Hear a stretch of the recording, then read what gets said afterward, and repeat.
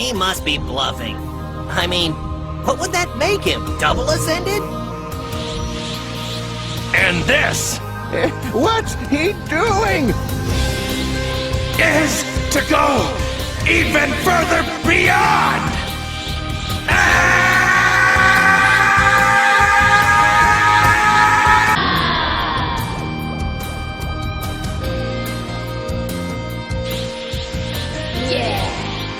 Hello everyone, this is Poohead189, and today we're going to get back into the various Super Saiyan forms with the often contentious Super Saiyan 3. My very first video on truly running this channel was the Super Saiyan and its subforms, and about half a year ago I made one of the Super Saiyan 2, so today we are taking that next step and talking about the form you either love or hate. Now, due to me being busy and sick recently, my best friend, bestest buddy forever, Clearin, helped me out with this one, so this is a video made by the both of us. As we all likely know, Super Saiyan 3 is the level above Super Saiyan 2, which is the form ascended past Super Saiyan, not to be confused with Ascended Super Saiyan. In fact, Clearin notes that Super Saiyan 3 is the reason Super Saiyan 2 was named, which is true and very funny, because Goku was showcasing the various Super Saiyan forms in front of Babidi and Fat Buu, and this was the first time Super Saiyan 2 was ever given its name.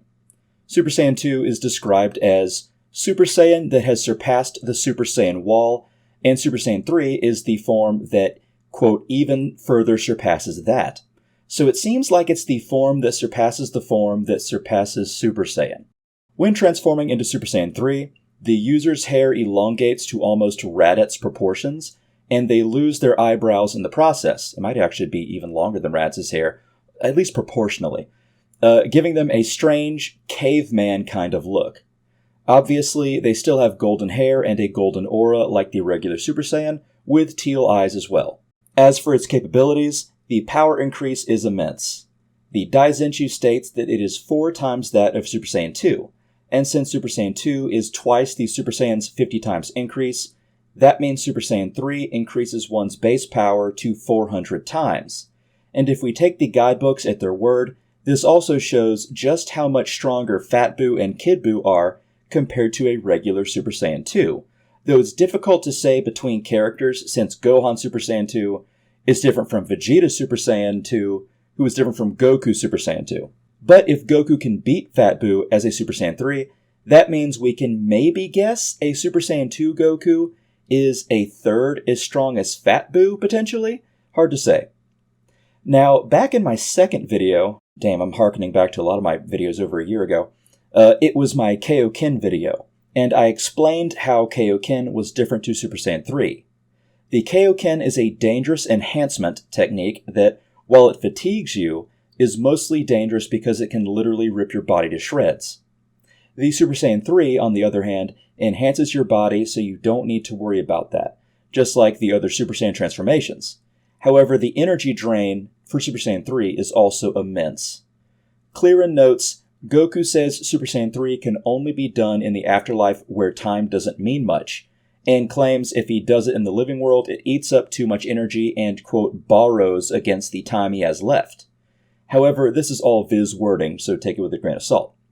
So it's either his life energy or Genki being drained, like Tien's Tri-Beam does to him, or it's potentially spending Fortune Teller Baba's magic.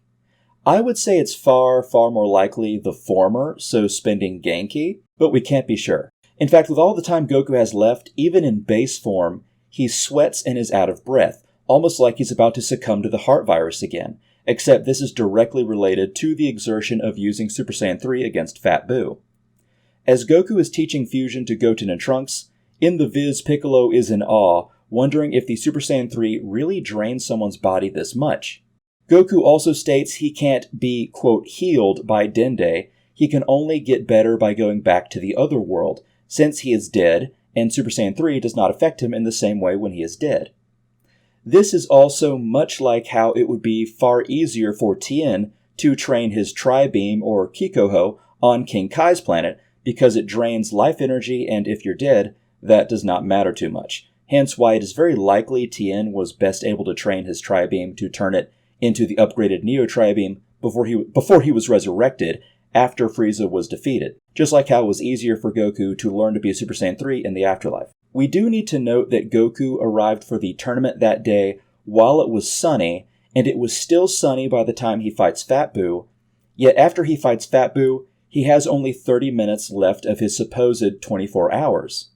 Of course, Goku was also likely on a different part of the planet, so they could have gone elsewhere where it was sunnier.